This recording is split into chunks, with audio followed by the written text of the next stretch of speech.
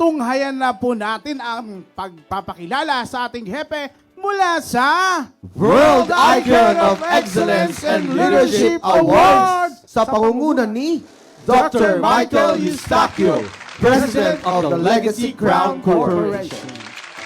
Isang karangalan po mula sa Legacy Crown Corporation. I'm Dr. Michael Kevin Eustaquio. Napili po ang ating butihing lingkod na si Attorney Persida Acosta na bilang isang Lifetime Achievers Award in Public Service.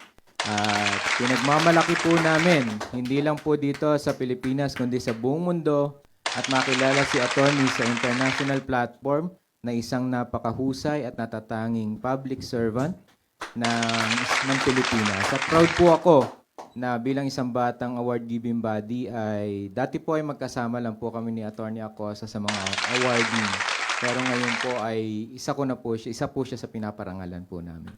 Yan! Congratulations!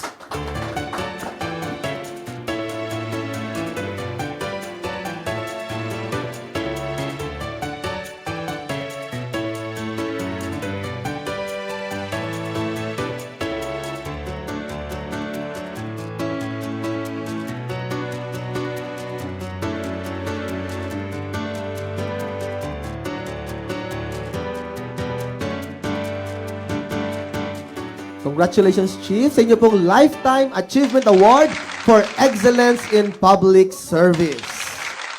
Yeah.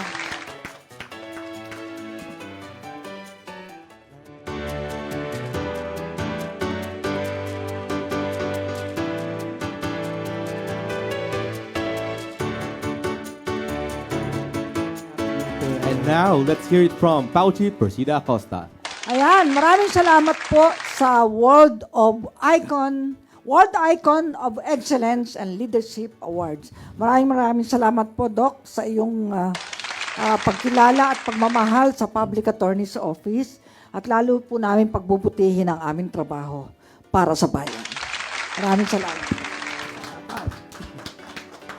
Maraming salamat po, World Icon of Excellence and Leadership Awards. Muli, congratulations po, Chief!